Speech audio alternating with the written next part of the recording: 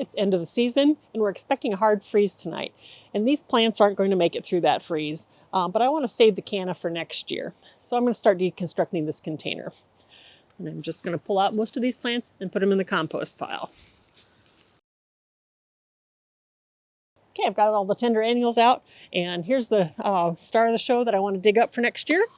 And we're just going to slide my soil knife right down in there. I like to leave the foliage up and long while I'm doing this in case I need a little bit of leverage to pull that up.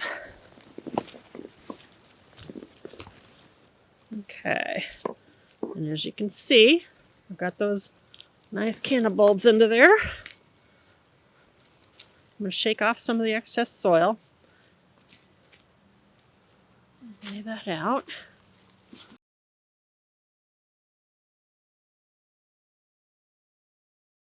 If you do this when the container is dry, some of that soil will shake off a lot easier. There we go. I've got most of it out. Now we're going to wash off the roots and get all that excess soil off of there.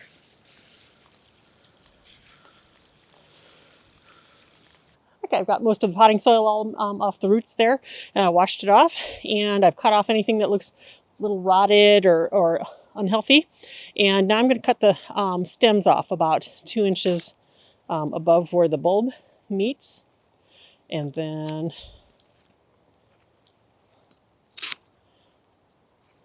I've got my bulb all ready.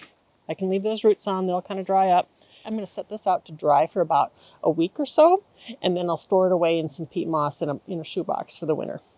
All right, last week I dug up these cannas, and I've let them sit in a cool, dry spot for about a week. And I've shaken off any extra soil. I can use a broom to brush some of that off, just to make sure no soil sits in there and causes this to get moldy or anything. I cut off anything that's mushy and unhealthy. And now I'm ready to tuck them away. So I can do one of two things. First off, I could put it in a plastic bag. So I could take this little one and just drop it in a little baggie. I don't want to wrap it up tight, but just kind of make it loose, and it'll hold the moisture and keep that canna fresh. Or I'd prefer to store them in peat moss. And so I like to use a shoebox because it's easy to get a hold of, and I can write the name right on the side of whatever cultivar that was. And all you need to do is use slightly dampened peat moss, not wet, but just a little bit damp, and lay your canna right inside, roots and all. And then just put enough on there to cover that rhizome.